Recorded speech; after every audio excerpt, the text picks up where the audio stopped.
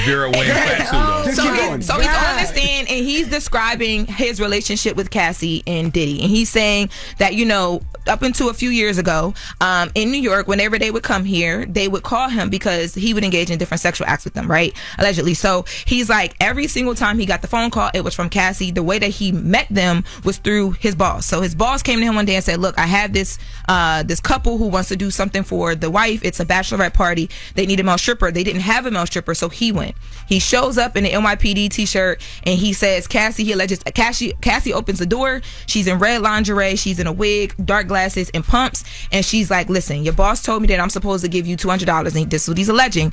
And instead, she gives him $4,000. She's like, I want to explain to you what's about to happen. So this is not a bachelorette party. My husband likes to do special things for me. He wanted to do this for my birthday. He just wants us to like rub baby oil on each other and, you know, just kind of like get familiar with each other. And whatever happens from there, if you're comfortable, I'm open to it. Mm-hmm. So he's like, okay. So he goes in. He says when he walked in on site, like just okay.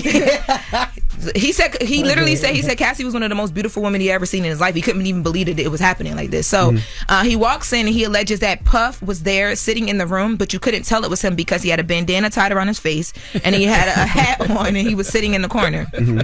He said that they got into it. He says that they were rubbing each other with the oils. There was other lubricant there as well, and that him and Cassie had sex on the couch in that hotel allegedly, and that the whole time Puff sat in the corner and masturbated. Executive producing, that's what he calls it. And he did say he did say that, you know, he never Puff never got involved, but he was telling them what to do at different times. That's how we know he don't make beats. And he also made it clear too that when on the first time that they linked up, Cassie told him like, you have nothing to worry about. My husband is not gay. He's not going to touch you. He's not going to whatever. He just, you know, he might tell us what to do or whatever, but he's not going to be. It's just going to be us doing the physical things. He said that they linked up a lot more times after that, but he did say that there was two things he said. He said one time he couldn't get hard anymore because he went to Cassie's house. They got comfortable with him. He came to Cassie's house. When he was there, Cassie and Diddy was in the room. He was outside in the living room. Diddy comes out and goes off on Cassie, like allegedly beats her up bad because she took a long time to come back in the room to him. And he said after he saw that was his first time seeing her get physically like touched. He couldn't even engage in sexual activity with the two of them. And they haven't gotten to cross-examine him yet. Like Diddy's team started and then they had to stop. What about the urination? The urination thing. So he randomly was just like recounting their experiences, and he just came out and said, yeah, like, because they were asking him what are some of the things you would have to do. He said, well, one time Cassie asked me to, you know, urinate on her, on her, and now we all gasping like, wait, because the prosecutors. So Cassie asked him, not Diddy. Exactly, because the prosecutors opened up that literally probably like 15 minutes before that. The prosecutors were like, Cassie is going to tell you that Diddy allegedly made this escort urinate on her.